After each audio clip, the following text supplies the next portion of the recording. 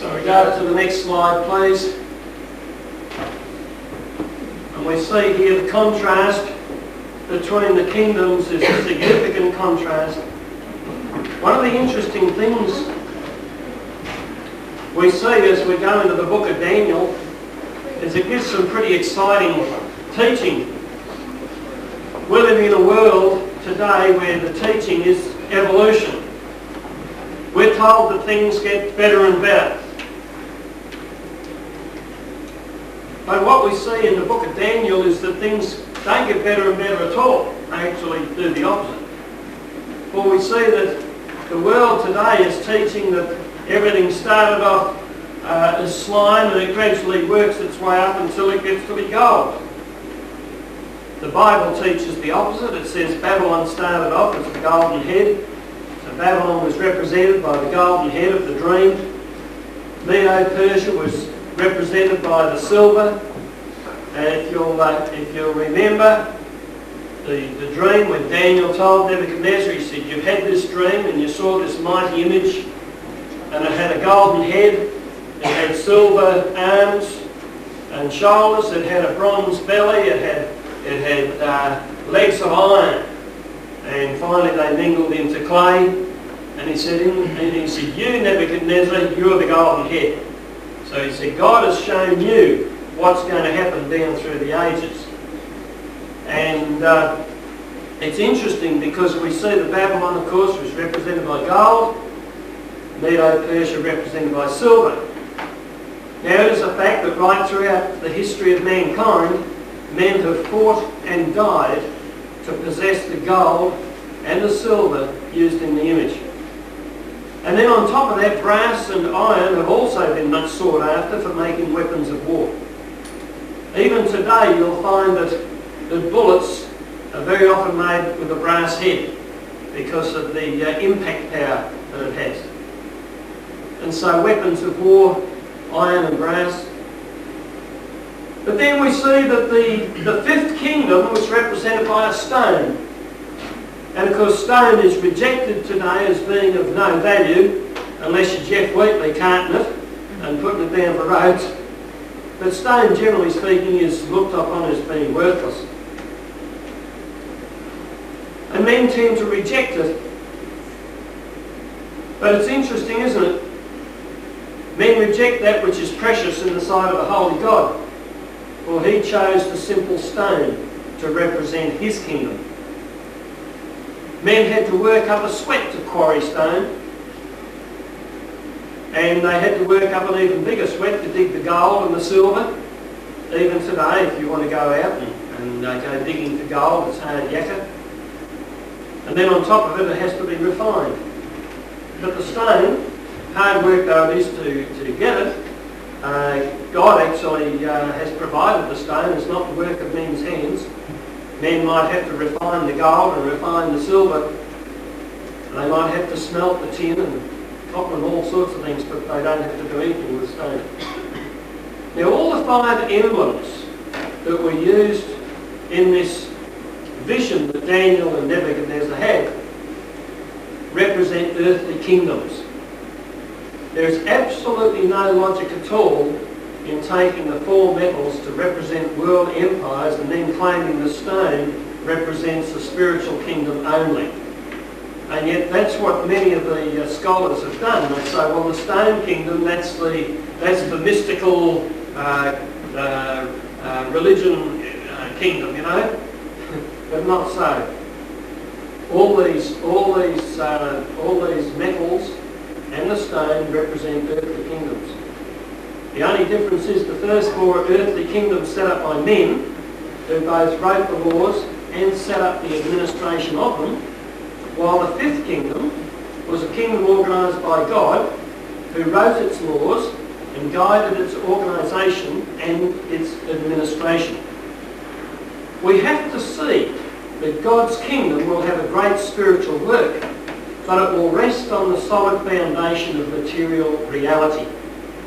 One of the interesting things about God is he expects us to operate by faith, but it's not a sort of pie-in-the-sky faith. It's a stake-on-the-plate faith, isn't it? And we know faith is the substance of things hoped for. So it's a reality to us. Another factor that we need to look at regarding the four kingdoms is that they are joined to each other. The golden head, the silver shoulders and arms, the brazen belly, the iron legs mingling to clay, they're all joined together. But the fifth kingdom is totally separate from them. The metals in their order, as we've seen already, represent, next slide please, slide 33, gold is Babylon, silver equals Medo-Persia, the brass of course is Greece, and then the iron becomes Rome. While the stone represents the kingdom of God on earth. In this way, we see God's way of making men seek to join his kingdom for other than earthly riches. You know, everybody wants to get into the gold and the silver, don't they?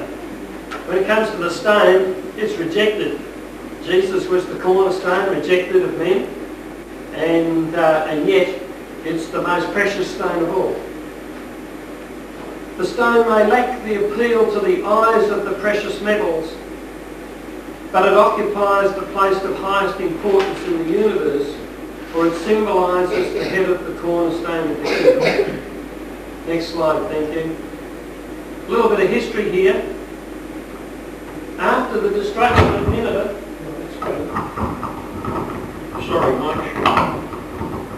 After the destruction of Nineveh, Necho, who was the king of Egypt at the time, advanced to the Euphrates River, and he took the city of Carchemish.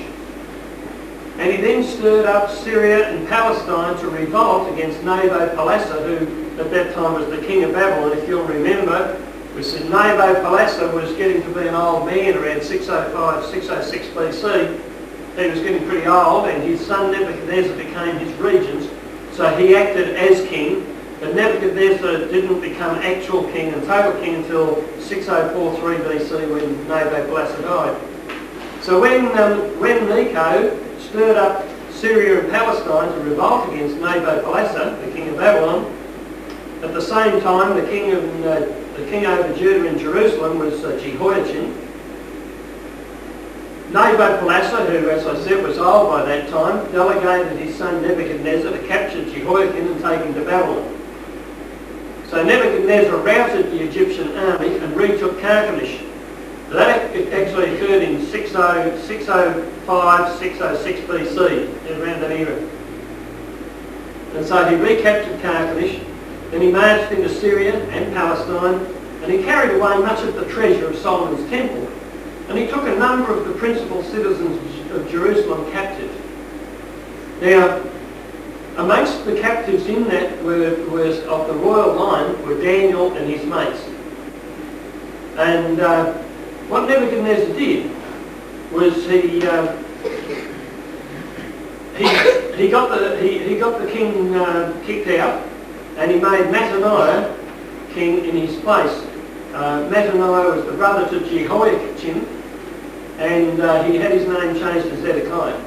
So the last king of Jerusalem that's listed in the Bible, Zedekiah, his name was Mattaniah, and his name was changed to Zedekiah by Nebuchadnezzar. 2 Kings 24 and verse 17 tells you that. But then, a little bit later on, Zedekiah rebelled against Nebuchadnezzar, and you'll find that in 2 Kings chapter 24 verse 20. So Nebuchadnezzar had the sons of Zedekiah killed in his presence. And then he had Zedekiah's eyes put out. And then he had him carried captive to Babylon. And in doing that, it actually fulfilled the prophecy where it had been spoken to Zedekiah that he would be taken to Babylon, but he wouldn't see Babylon, and yet he would die in Babylon. Of course, when he was in Jerusalem, that sounded a bit silly, but it actually happened because Nebuchadnezzar had his eyes put out. He was then taken to Babylon, so yes, he went to Babylon. He didn't see Babylon, but he eventually died there. Next slide, please. Under Nebuchadnezzar, Babylon became the first great world empire. And after completing his subjection of the nations around him, he proceeded to build Babylon until it was an incredibly strong, fortified city.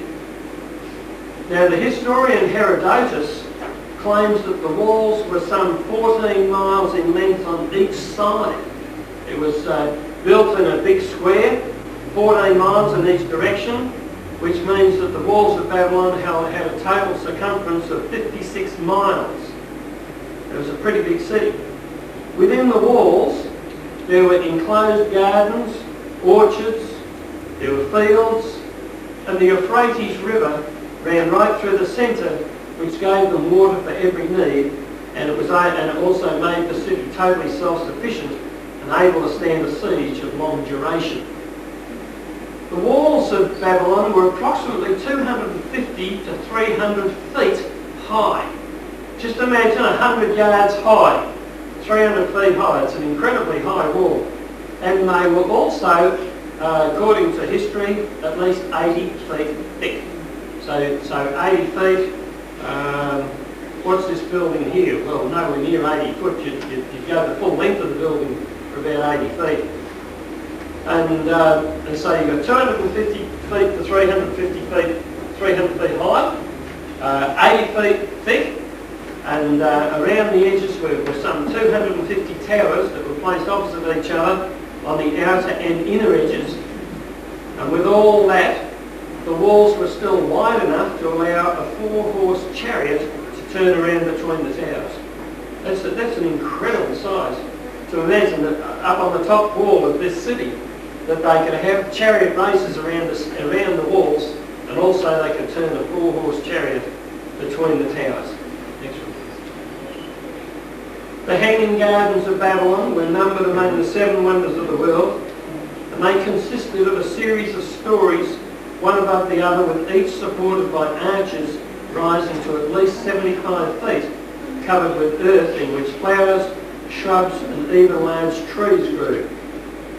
There were something like 100 gates in the outer wall, 25 on each side of the city, with 25 main streets running in each direction between the gates in the opposite walls. The banks of the Euphrates were lined with marinas and drawbridges spanned the river. And on the outside there was a deep, wide moat surrounding the city. Today, the prophecy of Jeremiah rings out its sentence of condemnation. In Jeremiah 51 and verse 37 it says, Babylon shall become heaps. In Jeremiah 50 verse 26, Jeremiah is told that Babylon will be destroyed utterly. Nothing will be left. 51:58 it says, the broad walls of Babylon shall be utterly broken and her high gates shall be burned with fire. Jeremiah 50 and verse 38 it says there will be a drought upon her waters and they shall be dried up. In Jeremiah 50 verse 40, as God overthrew Sodom and Gomorrah and the neighbouring cities thereof, saith the Lord, so no man shall abide there, neither shall any son of man dwell therein.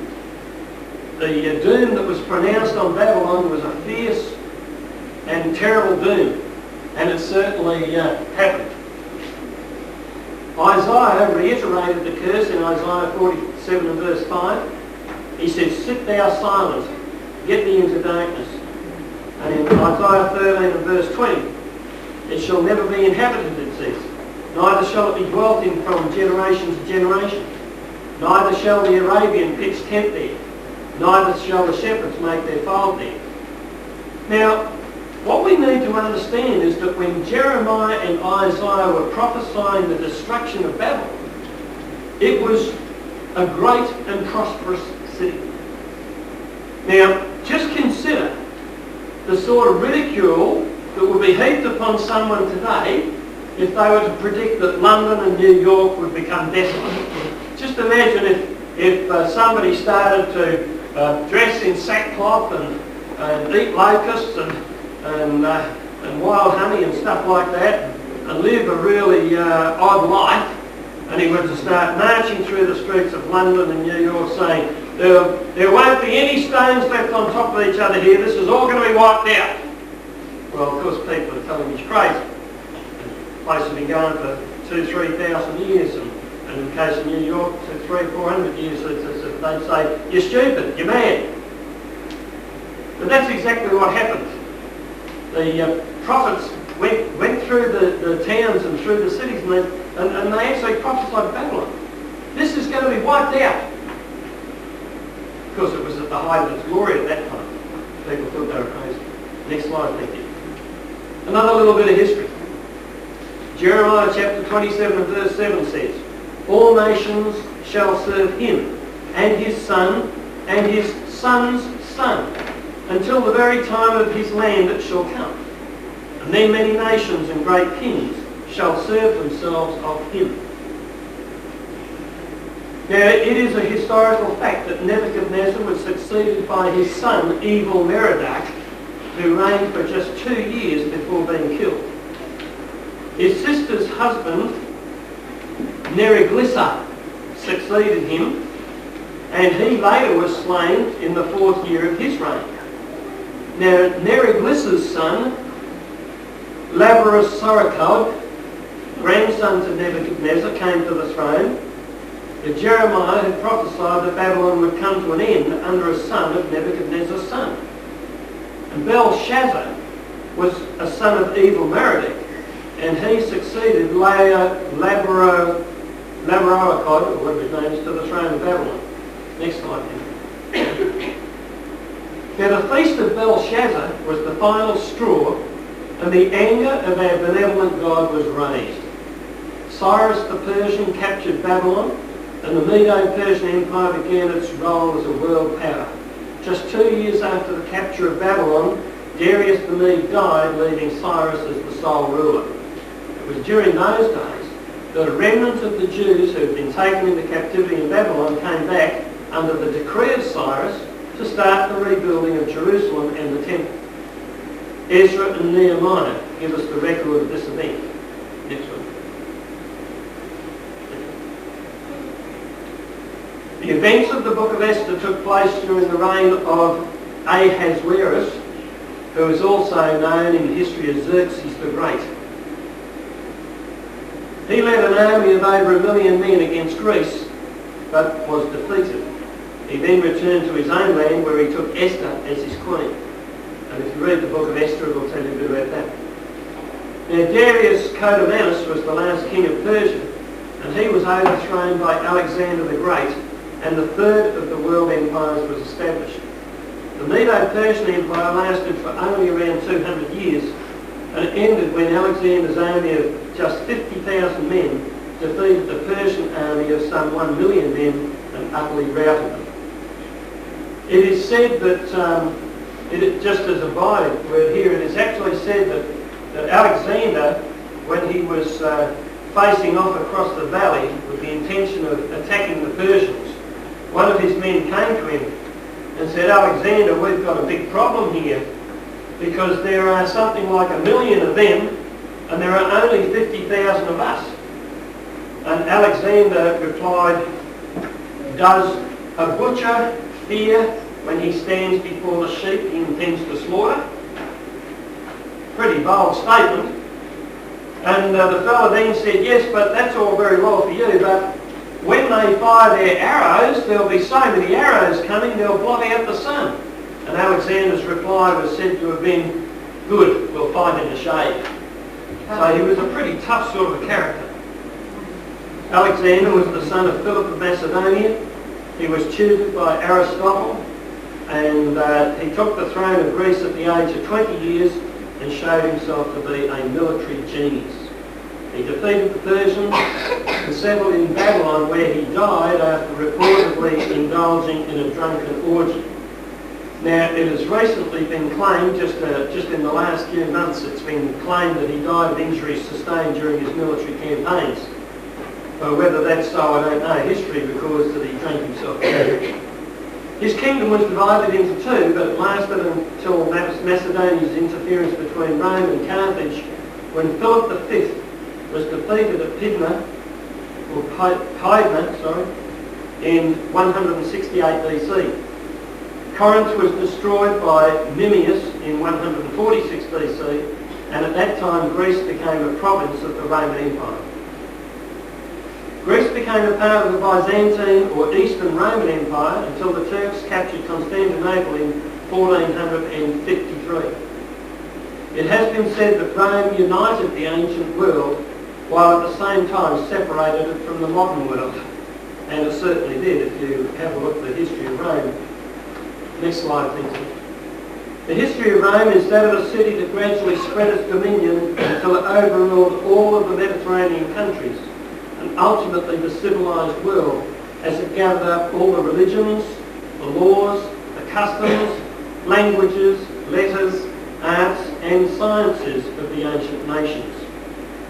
There is no doubt that the sealed part of Daniel's prophecy was concerning the Roman Empire, and the Lamb that opened the book was Jesus Christ, Son of God, Messiah and coming King. Revelation chapter 6, verses 1 and 2. You've got your Bibles with you? We can start to get into the Bible a little bit here. So Revelation chapter 6, verses 1 and 2. Now, I'm reading from the New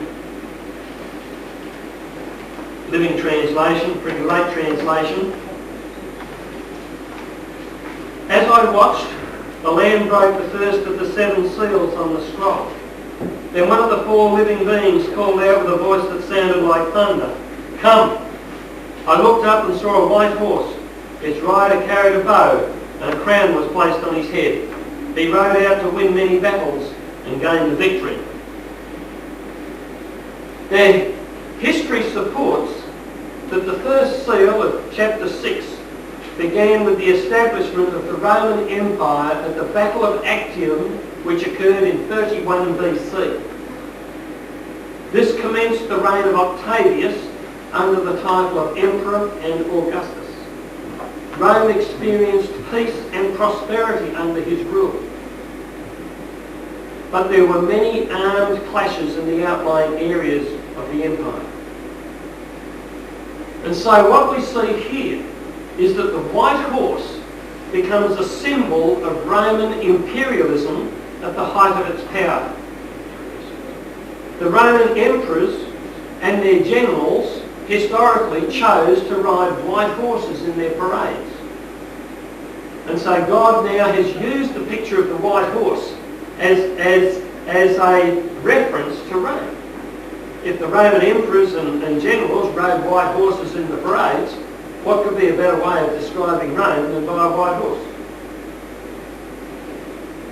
We're going to digress a little here as we look at the seals of chapter 6, and we're just going to go through verses 3 to 17. When the Lamb broke the second seal, I heard the second living being say, "Come!"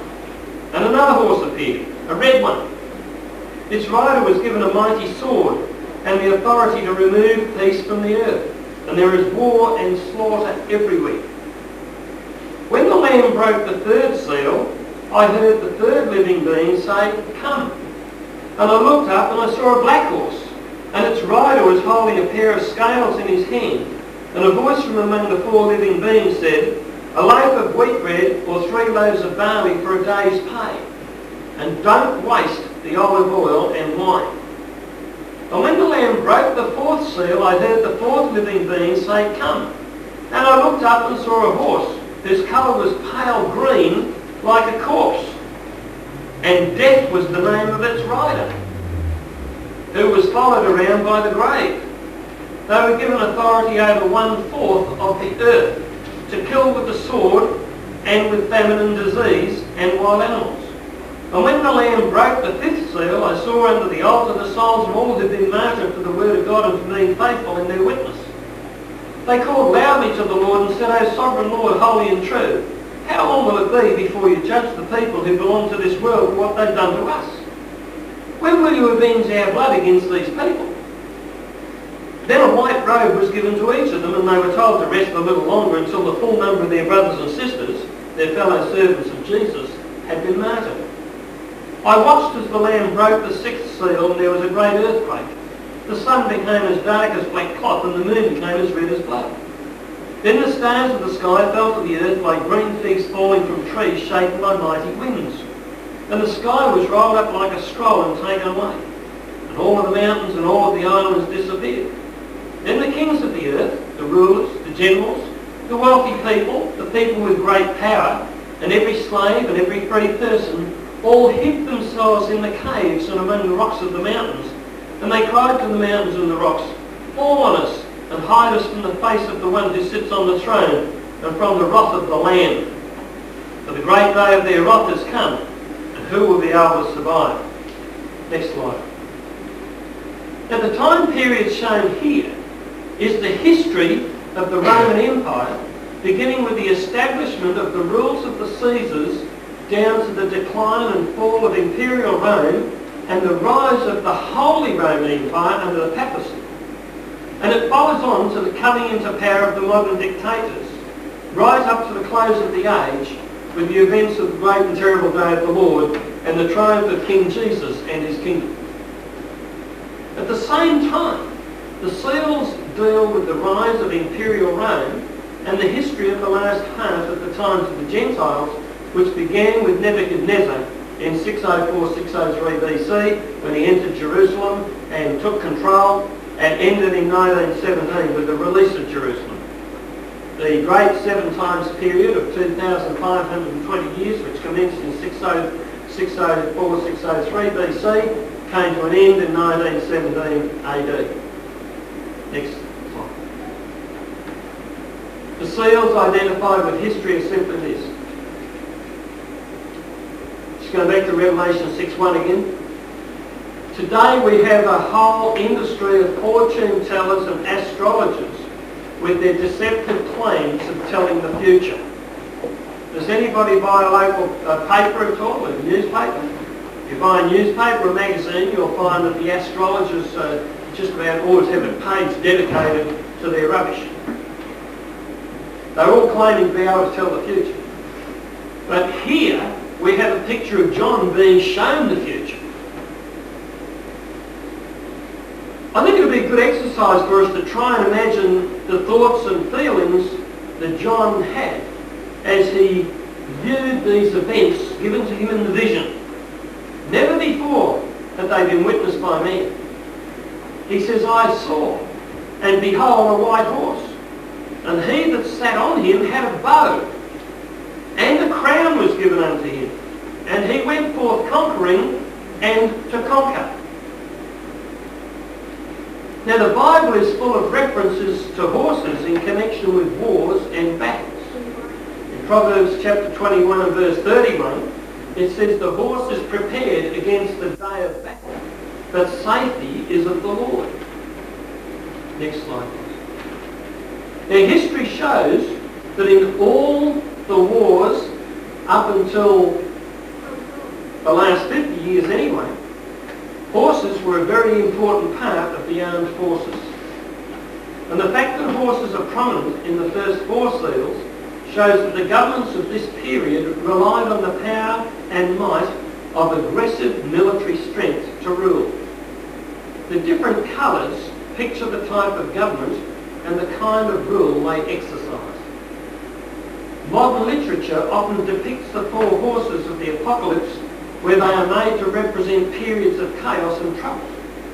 But we need to be aware that these horses with their 4 riders had a definite historical fulfilment in the activities of Imperial Rome. Next slide, please. Now, as we follow all the campaigns of conquest with their misrule and their violence, we can see that these seals apply to the history of that period. And where similar conditions arise today, they produce the same results. The white horse signifies justice and speaks of a period that while under military authority, the rider or the ruler would be an emperor who would rule with fairness. And the fact that he carried a bow indicates that his battles of conquest were not close at hand, but at a distance and far from the centre of his government. Now, as we've already seen, the establishment of the Roman Empire began with the Battle of Actium in 31 BC, and this period continued right up until 64 AD. Under Octavius Augustus, peace and prosperity came to Rome, but the outlying areas of his empire were constantly at war as Rome consolidated her conquests and extended her territory.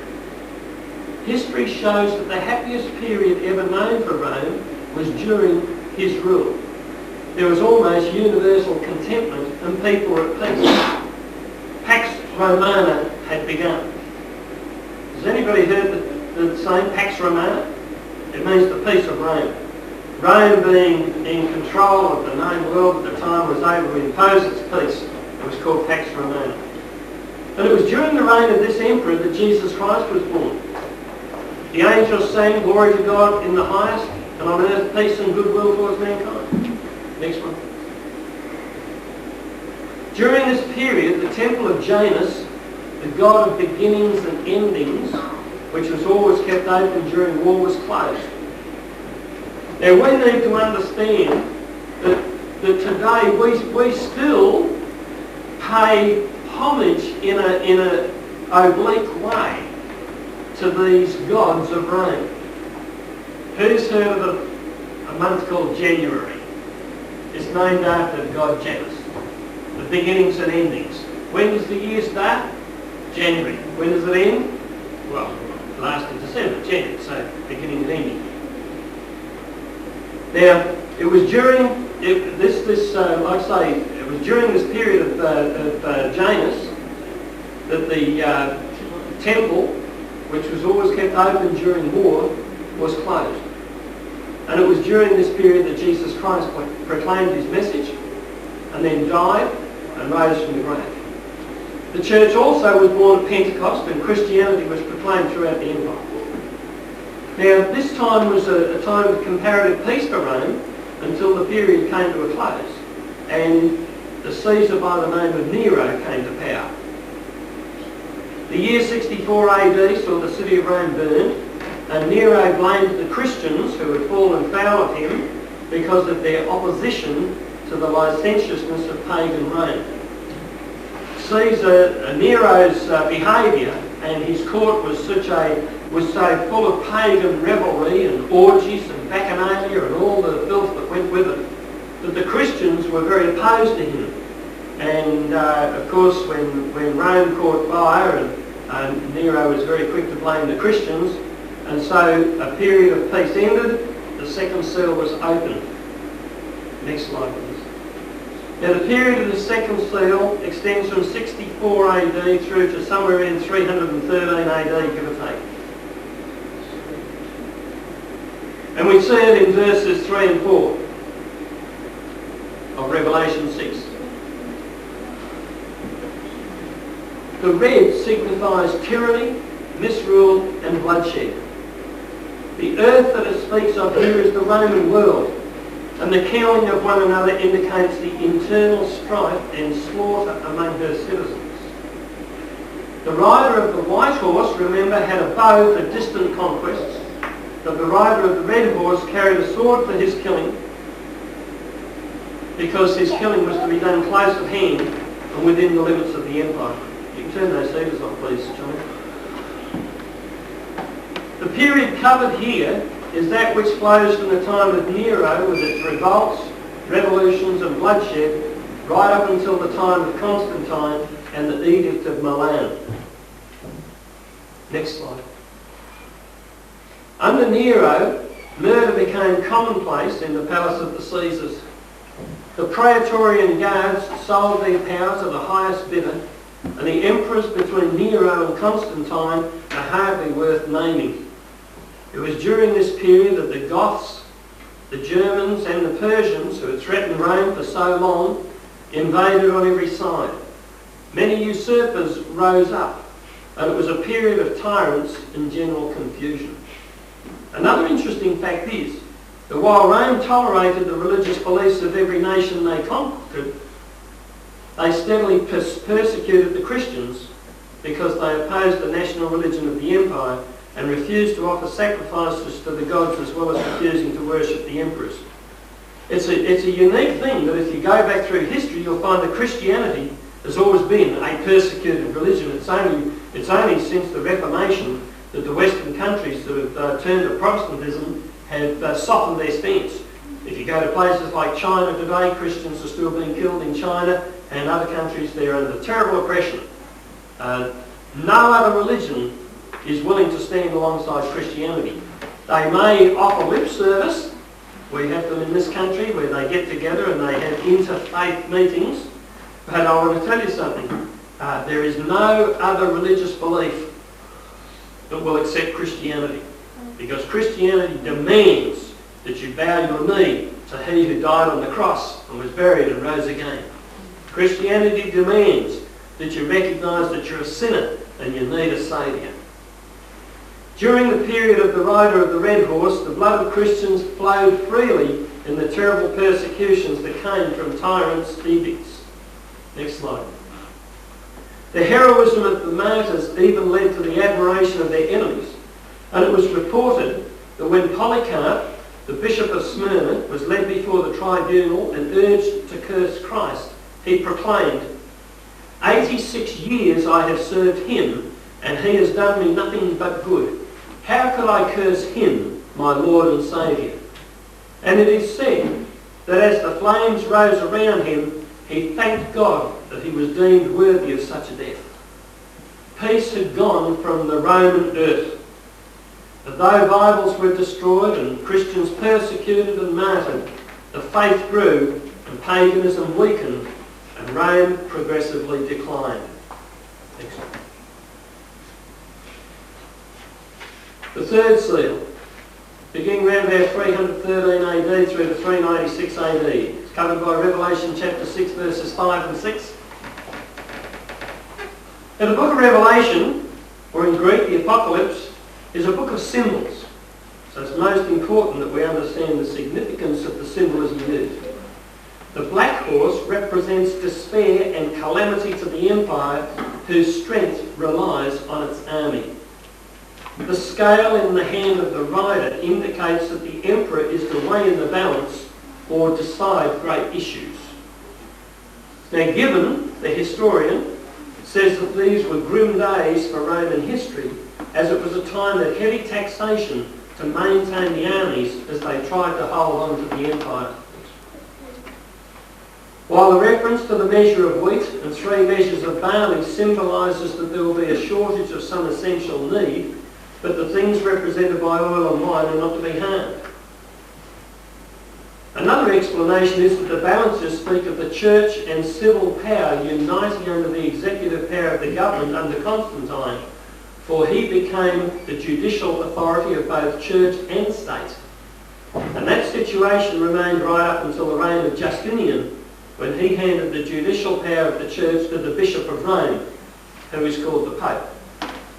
Next one. The measures of wheat and the barley for a penny could mean that the members of the church would be chasing after worldly goods and that the love of money would be the prevailing spirit of the times. Oil and wine speak of the graces of the faith and love which could fall victim to the love of money and the worldly spirit. But the voice from heaven says, hurt not the oil and the wine, signifying that the graces of Christianity wouldn't be entirely lost. This period covers the time from Constantine to the beginning of the great barbarian invasions of the Roman Empire. Next. During the years of the second seal, the vitality of the empire had been weakened by the destruction of life and property through the confiscatory taxes and heavy tributes put upon its citizens, which brought its people to a place of despair. It was under these conditions that Constantine came to power. Now there are many, many stories about Constantine, so I'm going to turn to Gladys Taylor for her account, and I'll quote from her books. She says, it was apparently in Britain that Constantine was born. Constantine, who took over the headship of Rome around 313 AD, was actually British born. Certainly it was in York that his father died, and there he was accepted as emperor by voice of the people.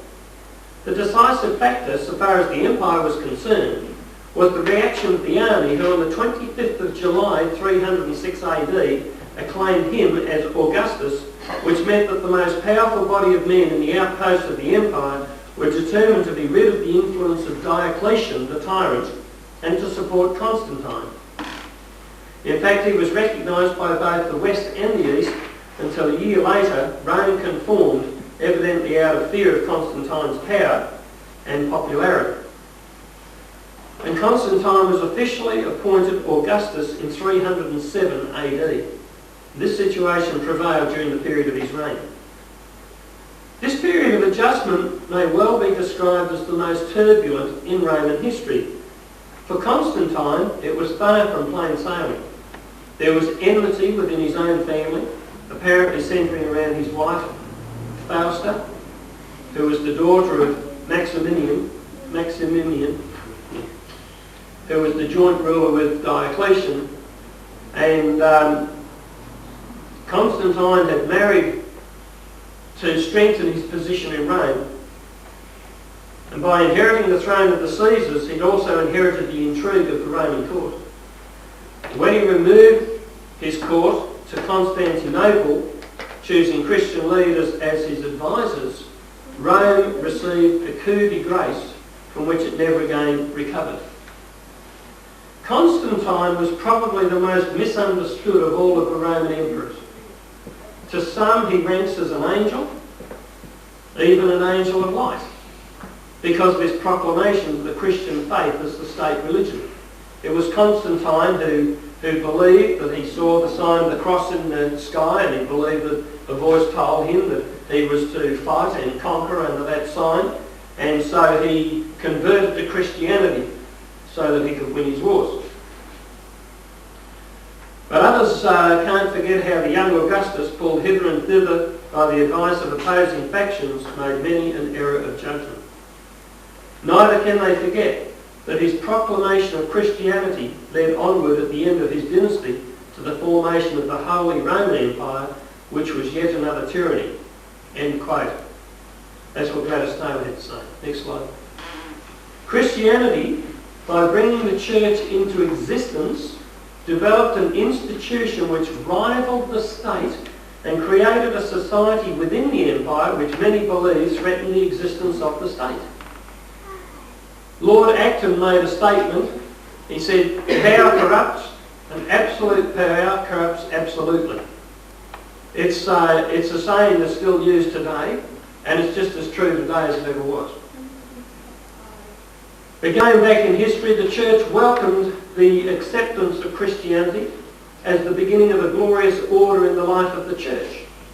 But in reality, it was the beginning of a dark period, for spirituality was to grow dim and become almost extinct as a result of the union between church and state. Next slide. With the empire divided into two parts, the eastern and the western, the eastern side saw a greater part of its territories desolated by the barbarians, and some of the northern provinces were lost completely. The Western Empire was also threatened by the invading barbarians. So the Black Horse is a very good description of the times. Next. The fourth seal, 396 AD through to 536 AD, found in Revelation chapter 6, verses 7 and 8. The pale colour of the horse carries double significance in that it speaks of the decadence of the Roman Empire and its military power, and also it speaks of famine. At this stage, the empire is disintegrating, and up to 1/4 of the population died through starvation. The emperor is no longer the rider, but one who is described as death, and hell is following and supporting him. This is quite an extraordinary description, and it speaks of forces taking control over Rome and dictating her policies. The power to destroy and the type of destruction and the territory over which control is exercised shown. The Pale Horse period heralds the great invasions of the so-called barbarians through the Roman Empire under the Goths, firstly by Alaric and then by Attila the Hun. Everybody's heard of Attila? It was during the 5th and 6th centuries that Attila the Hun and his followers caused so much trouble to the Roman Empire, and particularly to Rome itself. It's an interesting fact that Attila the Hun actually called himself the Scourge of God. He believed that God had put him on earth for the specific purpose of attacking the Roman Empire. Following Attila was Genseric the Vandal, whose name was adopted as the epitome of destruction. When we talk about Vandals today, we talk about wanton destruction, and Genseric and his men, that's exactly what they did. They just went through their activity. Next one. Now these raids by the invading hordes continued right up until the time of the Church Council at Constantinople in 536 AD, when the Church forced the state to execute its edicts and the foundation was laid for the establishment of papal supremacy that led to the terrible persecution of Christian men and women whose souls John sees under the altar as the next seal is opened. Now these invasions of Rome by the marauding hordes occurred during the period of the Pale Horse, as Imperial Rome, or Western Empire, passed away with only its proud title remaining to recall its former glory. What or who is the identity of the rider of the Pale Horse that takes place of the emperors of Rome and exercises such authority and power? Next. Now history supports that upon the ruins of ancient Rome there came a new and different type of empire which became even more powerful because it claimed the control over the souls of men as well as their bodies, and it extended its dominion beyond this life and into the grave.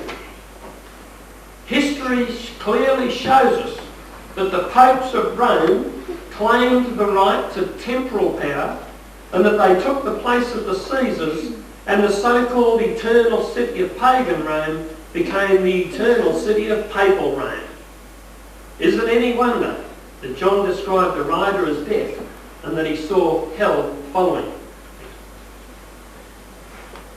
This is Hades, the abode of the dead. It speaks of the doctrine of purgatory, under which the Roman Catholic Church has been able to hold the supremacy and exercise tremendous power over her followers, not only in this life, but even beyond, through the fear of future suffering in purgatory. Why did John name the rider of this pale horse Death? Many Christians today consider the development of the organised church as a growth of true Christianity. But a study of prophecy and an accurate knowledge of the historical development of ecclesiastical activity definitely disproves this idea.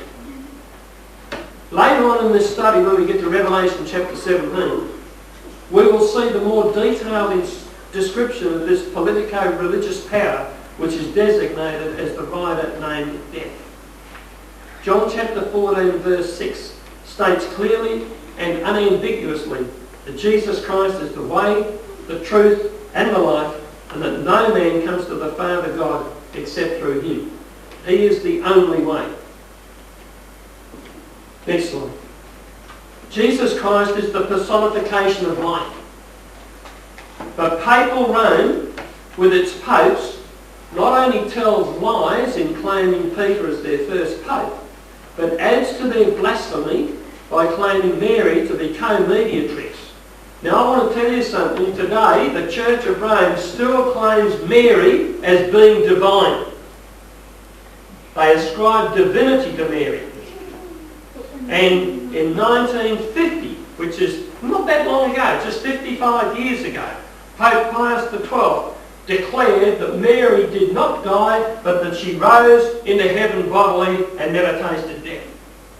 So they ascribe to her the very same things which they ascribe to Jesus Christ himself. It is a lie of the devil. Next slide, please. The Roman Catholic Church issues edicts exalting Mary into the place of deity and clearly reveals the popes as that man of sin who exalts himself above God, according to 2 Thessalonians chapter 2 verses 2 to 4.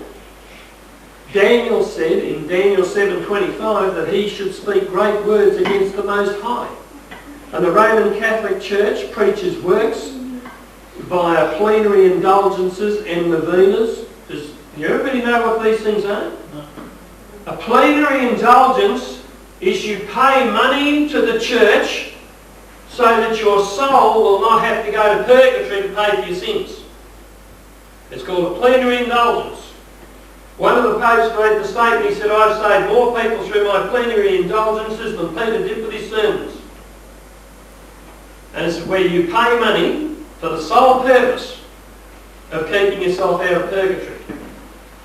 And a novena is the performance of 9 successive days of going to Mass and praying. That's about right. So 9 successive days of going to Mass and praying so that God will count you worthy to be a part of His church. Have you ever heard such rot? Sure. It's just crazy. There's no room for faith in there, no room for trusting of the grace of Jesus Christ. It's a works program. You pay your money and you do your time and you'll be right. And then on top of that, they still teach that the lighting of candles and praying for departed saints counts for something in heaven. I want to tell you something. Joining with me in prayer while I'm alive is not a bad idea, but when I'm dead, it's no good praying to me when I'm dead. I will not be listening. I will be enjoying myself somewhere else. And you know, when Paul makes the statement, he says, join with the other saints in praying. But he's talking about living people, he's not talking about dead people. What do Catholics believe? I believe that you can ask people who died 2,000 years ago to pray on their behalf. What's wrong with asking your Father by faith in Jesus? Oh, we never thought of that. And they, like I say, they still preach the plenary indulgences, novenas, lighting the candles and praying to departed saints as the means of salvation is okay. And that is totally against God's specific way of salvation by the grace of God through the atoning death of Jesus Christ. I want to tell you that all those things can only bring spiritual death. Their history is full of the deeds of the Roman Catholic Church, with its use of the sword and hunger and death, as well as the use of wild beasts and all sorts of sadistic and brutal tortures on those who were pronounced as heretics and excommunicated and considered legally dead. Excommunication by the Church of Rome counted you as being legally dead. Even if you were still breathing, their attitude was you were dead. And if somebody killed you, well, good luck. They couldn't be tried and put to death for killing you because you're already dead. The heretic of Rome was disenfranchised and had all their rights of the empire cancelled. Anyone who chose could kill them with no fear of penalty. The only way they could be reinstated was to renounce the truth and again become spiritually dead in order to be considered in good grace with the church again. What does that mean? I told you before, it's 9 consecutive days of going to Mass and praying. Being a good boy for 9 days. Going to Mass 9 days in a row. Those who refused to recant their faith were outlawed and subject to arrest and violent death by the sword or by beasts of the earth. Some of the tortures that they put upon the Christians are so horrific that they are quite frightening. Where they would actually strap women to devices and encourage wild animals to rape them and stuff like that. To not only kill the woman, but to put her, in other words, to ban her from heaven. Next slide, please. And we won't get into it. It was during the time depicted by this 4th seal that the foundations for the events of the 5th seal were laid, which bore papal Rome such power, so that no man would dare make war with her. In that time, the popes of the Roman Church set up and put down kings and princes according to the whim of their fancy. Next slide. Babylon, Medo-Persia, Greece and Rome, by military power and might, dominated the known world of their day for a time period of 1,260 years, which closed with the passing of Imperial Rome, and then the papacy continued the authority of Rome, hiding behind the robes of the priesthood for another 1,260 years, during which time death reigned and hell and purgatory supported and served her purposes. Now, at this point, we must say that we speak of the political and ecclesiastical system and not the individuals. And I acknowledge, and the historical teachers acknowledge, that there are many devout Christians of all political persuasions and religious beliefs who, in spite of false teachings and in spite of false leadership, are true to Jesus Christ and his principles and teaching. In fact, if we really have a look at it today, Protestantism today is full of the modernistic doctrines of the present-day Pharisees and Sadducees, but many are truly born again and hold true to the teaching of Christ. Next slide. But politically speaking, Papal Rome was in the saddle of the pale horse of imperial reign. It was controlling the lives of the people through the confessional and extending that control beyond life and into the grave. The living are enslaved by the promise of easing the suffering of loved ones gone before through the indulgences to buy their way out of purgatory. You know, it is a shocking thing to think that, you know, your grandmother's dead, so you go to the priest and you pay him money so that his prayers can have her come out of purgatory. Have you ever heard such rot? And that still goes on today. No wonder John describes hell as following and supporting the rider of the pale horse. We've just got time for a brief recap. Next slide. The first four seals give a picture of history of the rise and fall of the Roman Empire and the rise of the papacy. The fourth seal ushered in the papacy and made the way to the events of the fifth seal. John saw the four horses as depicting four distinct stages of the history of imperial Rome, with the type of rule and administration represented by the different riders. Next week, we will start to look at the other riders.